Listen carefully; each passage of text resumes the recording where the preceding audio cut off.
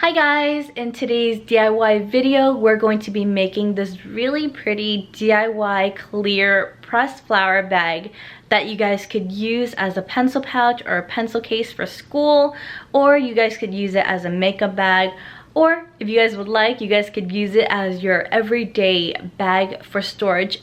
In general, it doesn't have to be those two, and so I'm really excited to share that with you. And in the first part, I'm going to show you guys how to make your own pressed flowers. It's really simple. And then in the second part, I'm going to show you guys how to make your own pouch using these pressed flowers. So let's get started with this DIY. For the first part of the DIY, we'll be pressing flowers. Do note that certain flowers will press better depending on the flower type as well as colors. You'll just have to experiment with your flowers that you're using. Here I'm using cherry blossoms that I found at the park that dropped onto the ground. I flipped the flower to the back side and I cut off the stem. I'm also using some petals as well. Here I have some tissue paper, which I do find to be extremely helpful in the pressing process. It helps to dry the flowers a lot better, and the flowers came out way prettier than when I don't use the tissue paper. So this is absolutely necessary. And then after you press your flowers, place your notebook underneath something heavy and it'll come out beautifully after 2 weeks. Now moving on to the second and main portion of the DIY, where we're making the clear plastic bag itself. Here I am using a PVC sheet that I've cut with a measurement of 9 inches wide by 19 inches long. And then I use my ruler to make a mark at the 5 inches increment from the bottom as well as the 10 inches mark. And then I'm folding it at those mark and using a ruler to crease it like so. And then here I'm folding it at the 5 inches increment line, and then I am making a mark as to where I want the magnetic clasp to be. I would recommend that you avoid adding any flowers there just to make it easier for you to add the magnetic clasp.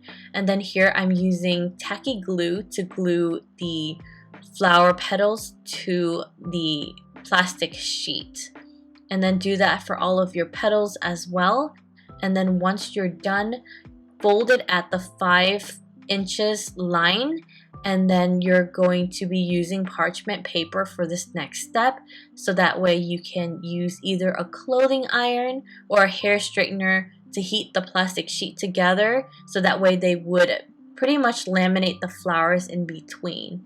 I also use oven mitten to straighten out the plastic sheet in between. If you're using the iron or the straightener, make sure that you don't leave it in one spot for too long, because that could really burn the flowers. So you'll have to work a little bit quickly and just check throughout.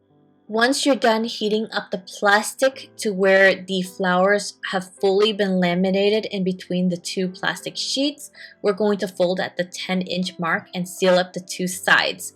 And to do that, we're going to use parchment paper and cut it to the same length as the sides of the plastic bag. And then we're going to use a hair straightener to seal up the side. And then do this. And then in between, I would recommend that you straighten it out with an oven mitten again, and then peel off the sides to make sure that it's fully been sealed, and then do the same thing for the other side.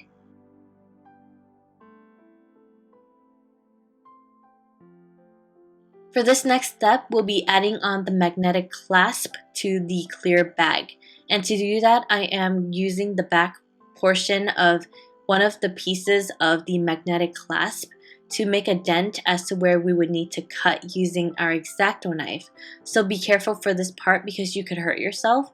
And then I'm taking the magnetic clasp and I'm poking it through, and then we're going to add on the back piece like so.